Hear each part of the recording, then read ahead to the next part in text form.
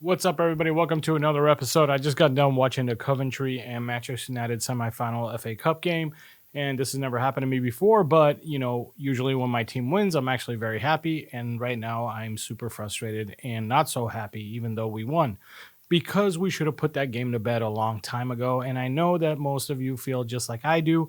Maybe not anymore because you're probably watching this the day after because I'm going to need time to edit and upload this later tonight. We're going to talk a little bit about the game, not much, just a little bit. And then we're going to talk about Jason Wilcox for a little bit. Then we're going to talk about Sir Jim Ratcliffe and what he said in an interview he was in. And then we're going to talk about some rumors that I read on X or Twitter just after the game about new managers coming in and how Erik ten Hag's probably going to get sacked soon and everything else. First thing is, let's talk about Erik ten Hag being sacked because I just ended on that. So the first thing is, everywhere on X, everybody is talking about this is the last straw. Erik ten Hag needs to lose his job. And if that's your opinion, I totally respect that and I see why you're saying that. But one thing I want to say is that every time in society when people are helpless and angry and frustrated because of a situation that they want resolved, but it seems like it can't be resolved, everybody needs a scapegoat. And when people feel powerless, this is when they're at their most dangerous. This is when we end up, like in the 16th and 17th century, we end up burning innocent women at the stake and saying that they were witches and blaming them for natural disasters and unexplained deaths. In medieval Europe, during the Black Death, desperate communities were basically persecuting the Jewish population and saying they were poisoning the wells. This is when we basically start to blame anybody that we can and get rid of them. It's just the nature of humanity. It's the nature of people. And us Manchester United fans have been going through this for the last 4 or 5 years. I'm going to say since Mourinho, and I'm guilty of it too. I'm just like you. I'm guilty of it too, and ever since Mourinho, maybe even LVG, since that time, we've been blaming managers and wanting to sack them and get them out of here, get rid of them, and that's going to solve the problem, and then you find out that doesn't really solve the problem. We get rid of a handful of players, bring in new players and new coach and new manager. We have a little bit of a good run, and then boom, we're right back where we started. Hate the manager. He's not good. He doesn't know what he's doing. Solskjaer, get out of here. Solskjaer is out. Ralf Rangnick comes in, and we all go, hey, he's kind of got interesting things to say, but we can't win a match. And the guy goes on an interview and says, we need open heart surgery, and everybody here sucks. And then we find out we keep losing, and we forget what he said. We keep losing, and then all of a sudden we're angry again. We start hearing stories, reading stories from journalists saying that Ralf Rangnick doesn't even take training sessions, that he's nowhere to be found, that he's up in his office while other coaches are doing the training sessions, that he hired an American coach, that guy from Chicago. I forgot his name. Poor guy, too, because we all started making fun of him like he didn't know what he was doing. And Ralf Rangnick gets sacked, and he's got nothing to do with the Manchester United anymore, even though he could have probably helped us. And I know some of us now sit here and go, oh, that's the Glazers getting rid of him because he had an open mouth. Yeah, but you know what? There was enough people on X or on Twitter back then that were all saying Ralf Rangnick needs to go. He doesn't even take training sessions. We didn't sit there and go, all these players suck. We said we need a real manager who actually goes to the training sessions. We all wanted Erik ten Hag. I don't care who you are. Most of us did. 80% of Manchester United fans wanted Erik ten Hag over Pochettino because those were your choices. Your choices were Pochettino or Erik ten Hag. And right now, you should be thanking your lucky stars we didn't get Pochettino. So we got Erik ten Hag, and we're right back in the same mess. And then you say things like, or I read things like, he signed Antony. So what? Pep Guardiola signed Calvin Phillips for a ton of money, and he didn't work out at all. He barely played a game. He didn't work out at all, and it's okay. Managers make bad signings. Sometimes managers make bad signings. It wasn't his fault. We ended up paying whatever it is we paid for Antony. If we would have got Antony for 30 or 40 million, you wouldn't be complaining. At least I hope you wouldn't, because he is worth 25 or 30. He is somebody who tracks back, plays defense, plays decent. He's okay. He's not the worst player in our squad. He really isn't, by a long shot. But we paid a lot for him, and it was a mistake to pay that much for that player. But my point is, so what? Not every signing is going to be great. Pep Guardiola has made bad signings. Calvin Phillips is just the first one that comes to mind, but he's made some bad signings for a lot of money that didn't work out. Our problem is we don't know how to sell. So a bad signing for us is like double the damage because we're stuck with them on these big contracts. Bad signings are okay. They're a part of the game. You're not going to make 100% good signings. I don't care. Dan Ashworth, when he comes in, he's going to make some bad signings. So mentally prepare yourself for that. There's going to be some bad signings. But hopefully they're done in a way that makes business sense so we can get rid of them in 2 years. Like Barada said when he did an interview when he was working at Man City, that they get a 2-year window. If the player doesn't work out in 2 years, then they sell him on and get rid of him. We can't do that usually because our contracts are like, nobody wants to take on the wages that we sign these people on. Hopefully that's not going to be an issue anymore because Barada's there, Dan Ashworth's there, Jason Wilcock's there. These people know what they're doing, and they'll do a better job than we've done in the past. But anyway, to get back to my point, if you want Erik ten Hag out, that's completely okay. I get it. I understand why you want that. I might even agree with you sometimes. But at the end, I always have to bring myself down, get back down to logic and go, wait a minute. I've done this before. I have blamed managers before that I then regretted blaming. So this time around, I keep looking at the games with intent. I watch the game with intent and I see, oh, he went into that tackle like for no reason. Why did he do that? This guy gives away the ball. Bruno Fernandes keeps trying these crazy passes that don't come off. And I know these are things that when they do come off, we start celebrating like, wow, what a pass. But is it worth it? Is the gamble worth it? Is what I keep telling myself. I keep telling myself that, yeah, Bruno has made some amazing passes in the past. And by the way, I'm picking on Bruno right now just because he's at the top of my head. He's made some amazing passes in the past. But is it worth it when you're giving away the ball 12 or 13 times to every one time that the pass comes off? Is it worth it? Or should we just look for an easier route to goal or a more simple? I shouldn't say easier. It's actually more difficult. It's easier to just try to chip over the whole back line and see if you can find Rashford with a through ball. That's the easier way out. Should we be trying to be a little bit more complicated? Should we be trying to play a little more, a couple of passes and strung together and see if we can find openings? Today, when we, in the second half, try to keep the ball for a little while, what you noticed and what you saw was these guys don't know how to advance the ball when they do that. They kept going back to the goalkeeper. Every second or third pass was back to the goalkeeper. Watch that game again, second half, and you'll see they don't know how to advance the ball. Now, a part of me goes, isn't that an Erik ten Hag problem? Shouldn't there be more patterns of play that teaches them how to get through this? Or is it that these players just go a little dumb and don't run into space in a timely manner? Because if you're going to advance the ball, players need to be at the right place at the right time, and they can't be more than a second late. They just can't. If you're a second late, it's over. Got to go back to the goalkeeper, reshuffle, try again. I don't know. I don't know the answer to that. I'd like to think that the man who came from Ajax, who had zero problems playing connected passes to advance the ball forward, knows how to get that job done. Maybe we just have players who are not intelligent enough. And you can't deny that watching some of these guys play, you just go, where's the football intelligence? We're up 3-0 against Coventry. I don't care who he substituted. Even if you don't agree, me personally, if you're asking me, do I agree with the substitutions? I'm going to answer it two ways. Number one, I agree that Manu, and Garnacho are the better players than the ones who they were substituted for. But do I agree with the substitutions? We're 3-0 up, and we've got two teenagers who have played more minutes in the last 2 months than any two teenagers should have to play in the Premier League. And I'm not willing to sacrifice their futures. Like, basically what I'm saying is anytime I can rest the two teenagers, I'm going to do that. Because overworking two teenagers like this, you basically ruin them by the time they're in their early 20s or mid-20s. Look at Rashford. Rashford has been overplayed since he was very young. And now I don't think he's healthy. I think he's carrying little injuries all the time. His back was an issue 2 seasons ago.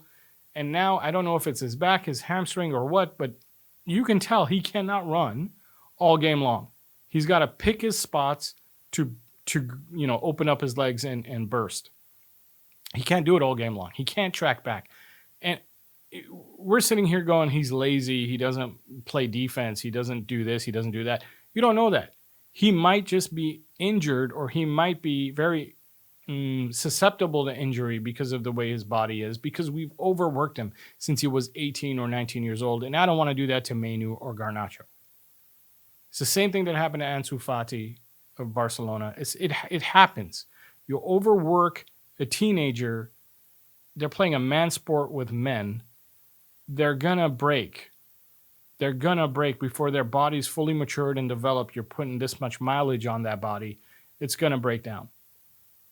So a part of me thinks you're up 3-0 and you want to make those substitutions. You make them, especially for veteran players who should know how to hold on to a fucking lead. Almost cursed, but I didn't.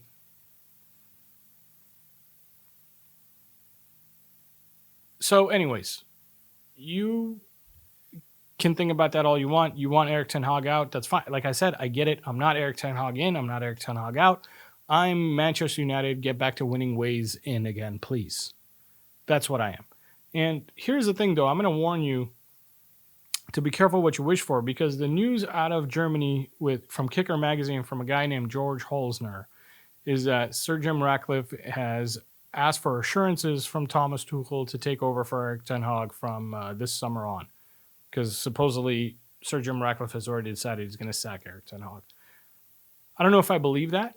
I go back to what I said in my previous videos, that I think that Potter is the next manager, and I think that might have already been decided, because if it's true, the story from a couple of weeks ago that Potter has turned down the chance to manage at Ajax, and no one has come out, Ajax hasn't come out and said, no, we never offered him the job. No one's come out and said Potter was never offered that job. Everyone's just being okay with the story the way it was told a couple of weeks ago, which is that Potter was offered a job and he turned it down. Then I think that the only thing that makes sense is that he thinks there's a great chance that he could take over from Manchester United this summer when Ashworth gets in or when Ten Hag gets out. And I think that's who you're looking at as your next manager. I think it's Potter. And if you're okay with that, then Erik ten Hag out it is. I don't know. I haven't decided yet. I don't want to decide. I don't want to be angry, because I really, really, truly believe that Potter is the next manager. So I don't want to go in with like this ultra negative, pissed off attitude about Potter. Maybe he is good. Maybe Dan Ashworth knows what he's doing and this is the man he wants, and it's going to work well with their recruiting strategy. And they're not going to be like Brighton 2.0. It's going to be, or I shouldn't say Brighton. It's not going to be like Brighton 2.0. Maybe it is going to be Brighton 2.0. 2.0 meaning we're signing better players that are going to be able to climb up to in the top 4 and then hopefully one day challenge in a season or 2 or 2 seasons or 3. Compared to where Potter used to finish with Brighton. Again, I don't know, man. I looked at his record and it's not a good one. It's not a winning record. I don't want Potter right now, but I'm trying to stay positive. I'm trying to stay okay, because I really believe that that's the plan. I truly believe that that's the plan, but I'm trying to stay okay. I looked at his record and it's not a winning one. He's only won 40-something games. He's lost 40-something games, and he's drawn 40-something games. So he wins as much as he draws, as much as he loses, which is not good enough for Manchester United. It's just not. It's just not. But anyway, that's what you have. Like, it's not going to be Nagelsmann. It's not going to be Xabi Alonso. It's not going to be Carlo Ancelotti. It's not going to be Kieran McKenna. It's going to be Graham Potter. Or maybe Thomas Tuchel if this German outlet Kicker is legit. It's not going to be Amorim. And it's not going to be Thiago Motta. Because we're not hearing about those. Maybe it is. And if it is, like, wow, what a surprise that would be. Because we haven't heard anything about any of these, what I consider to be good managers. we've only heard about Southgate, Potter, and now Tuchel. It's not going to be Southgate. If it's Southgate, I'm Southgate out from day one. And then if you don't like that, then don't watch my videos, because I can't bear the thought of Southgate. I don't think it's going to be Southgate. It's going to be Potter. So wrap your head around that. And then the last thing I want to talk about is Sir Jim was talking after the marathon. He did an interview, and in that interview, he said it's going to take a long time to get Manchester United back on track. He said it's going to take years, that we're not even in the early stages yet. That he complained a little bit about gardening leave, and basically his interview made it sound like we're looking at 3 to 5 seasons before we're on top, and that we need to be patient. And that got me thinking. Because the Qataris could have bought us, right? So I'm always going to have a little bit of myself saying or comparing Ineos to Qatar, and what would have happened if Qataris bought us right now. And I guarantee you Qatar would not have said we need to be patient. Qatar wouldn't be patient at all. They'd find a way to inject a lot of money into the club. And again, you got to remember, Manchester United is a high value brand. Basically, what I mean by that is people pay top dollar to be able to sponsor Manchester United or put their brand anywhere on our kit or our stadium or whatever. So Qatar would have been able to bring a lot of oil money or money from entities or brands and from their country. Like Qatar Bank could have been our next shirt sponsor instead of Snapdragon for like double whatever Snapdragon's paying. Or they would just get a little part on the sleeve and let Snapdragon stay here, and then they would pay almost the same that Snapdragon's paying. Either way, what I'm trying to say is they would have found a way to inject money so that we can have a big summer transfer window. Now, I've heard rumors that the summer transfer window gross is going to be about £300 million this summer. I hope that's right, but I've also heard that the net spend will not be more than 150, maybe even 120. And that worries me, because then I think, okay, well, then they must have a plan to raise another 170 to 150 million pounds in this summer.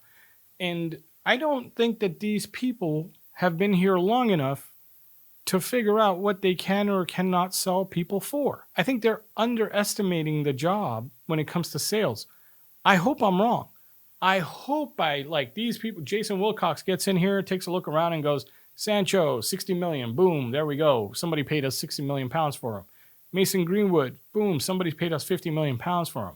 And then a lot of little sales like Medjbri, Donny van de Beek, whatever, and Alvaro Fernandez. And we got all these little sales, and they all add up to another 60 million. And boom, there we go, 160 million pounds in sales.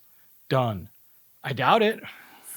I don't know how come we've never been able to do even half of that business before.